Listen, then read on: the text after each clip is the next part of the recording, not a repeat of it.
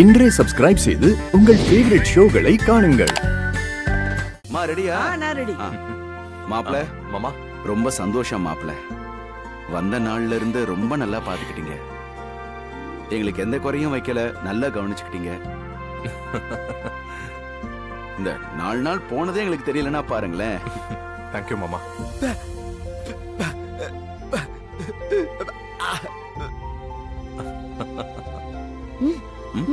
சொல்லுங்கப்பா.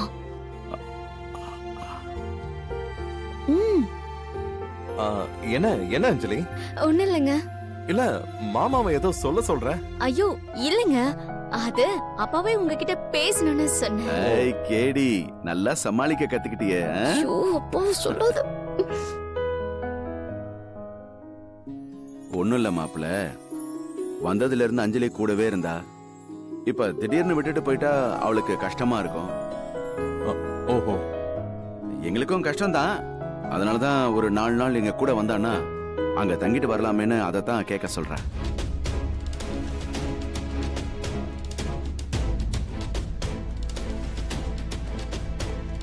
உங்களுக்கு விருப்பம் இல்லைன்னா வேணாம் மாப்பிள்ள, ஒன்னும் பிரச்சனை இல்ல. ஐயோ என்னத்த, உங்க பொண்ணு அஞ்சலிய உங்க வீட்டுக்கு கூட்டிட்டு போறேன்னு சொல்றீங்க. இதுல நான் சொல்றதுக்கு என்ன இருக்கு? நீங்க தாராளமா கூட்டிட்டு போங்க.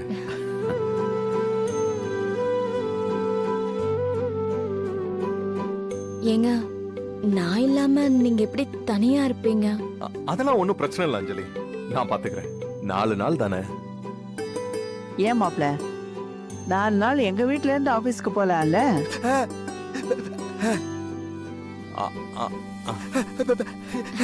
இல்ல நான் யோசிக்கணும், உடனே வர முடியாது. பார்க்கலாம் பார்க்கலாம். அஞ்சலி டைம் ஆயிடுச்சு, சீக்கிரம் போய் உன் ட்ரெஸ் எல்லாம் பேக் பண்ணு போ.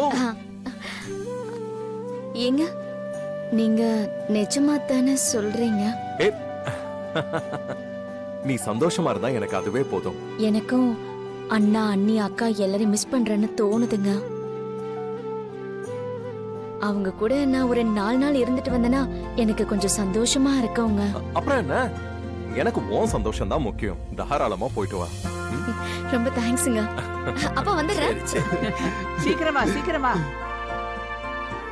மாப்பிள்ள, நீங்க என்ன சொல்லுவீங்களோன்னு நினைச்சு நாங்க பயந்துகிட்டே இருந்தோம். ஐயோ அத்தை, நான் உங்களுக்கு வெறும் மருமக மட்டும் கிடையாது, நான் உங்க மக மாதிரி. நீங்க எப்ப வேணும்னாலும் எது வேணும்னாலும் என்கிட்ட தயங்காம கேளுங்க.